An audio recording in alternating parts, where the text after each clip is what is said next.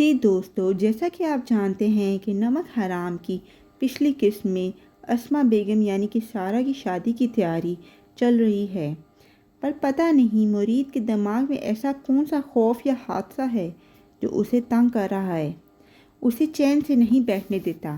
مرید حویلی کا خاص اور پرانا بندہ ہوتا ہے جس کے باپ دادا بھی یہی ملازمت کر چکے ہیں۔ جب محفل میں سب لوگ مرید کو رقص کرنے کو کہتے ہیں تو وہ پریشان ہو کر چیخنے لگتا ہے، کیونکہ اس حویلی کے ساتھ کچھ ایسا حادثہ جڑا ہے جس کا تعلق مرید سے بہت گہرا ہے، جس کی وجہ سے مرید کے اندر بدلے کی آگ بھڑک رہی ہے۔ وہاں ارسل صاحب مرید سے سگریٹ لینے اس کے غریب خانے جاتے ہیں۔ ارسل مرید کی باتوں سے حیران ہوتا ہے اور گہرے انسان کی سوچ کا لقب دیتا ہے، پر مرید اسے اپنی گہرائی میں جھانکنے سے منع کرتا ہے، ورنہ اس کو اس کی پوری قیمت دینی پڑے گی۔ مرید ارسل کو باتوں میں بہت الجھاتا ہے اور نمک حلالی کا دعویٰ کرتا ہے۔ ایمن نے بھی ارسل کو صحیح بتایا ہے کہ مرید بہت کم بولتا ہے اور اسے جاننے کے لیے اس کے پاس جانا پڑے گا۔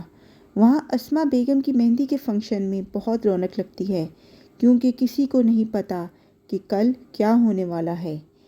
ایمن ماں جی سے مرید کے ساتھ بازار جانے کی ضد کرتی ہے، جس پر وہ کام کا بہانہ لگا کر ارسل کے ذمہ بازار کا چکر ڈال دیتا ہے۔ وہاں اسما کا دروازہ لاک ہونے پر مرید دروازہ ٹھیک کرتا ہے، جس پر اسے مرید پر تھوڑا شک ہوتا ہے۔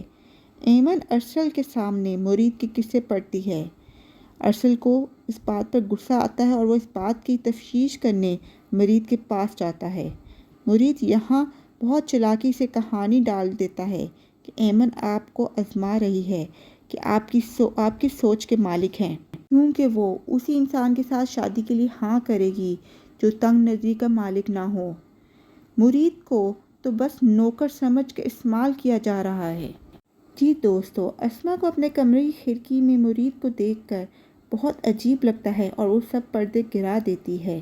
پیرنی اسما کو دعا دینے حویلی آتی ہے اور صدقہ یا سے دینے کو کہتی ہے، کیونکہ صدقہ دینے سے خوشی اللہ کی حفاظت میں آ جاتی ہے۔ جی دوستو، شادی کا دن آ جاتا ہے، بہت دھوم دھام سے بارات آتی ہے، لوگ بہت خوش ہوتے ہیں۔ وہاں مالک کی معشوقہ اپنا جلوہ دکھانے فنکشن میں آتی ہے۔ دوسری طرف اسما دلہن بنی اپنے کمرے میں بارات کا انتظار کر رہی ہوتی ہے کہ اچانک ایسا کیا ہوتا ہے؟ اسما کو اغوا کر لیا جاتا ہے یا وہ خود ہی بھاگ جاتی ہے؟ سب لوگ ابھی اسی تفتیش میں ہوتے ہیں۔ دیکھیں اگلی قسط میں۔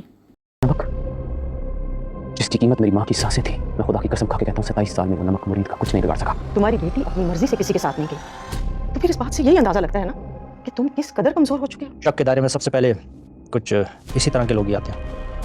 آپ خود دیکھ لیجیے، بڑی کچھ اور کہہ رہی ہے۔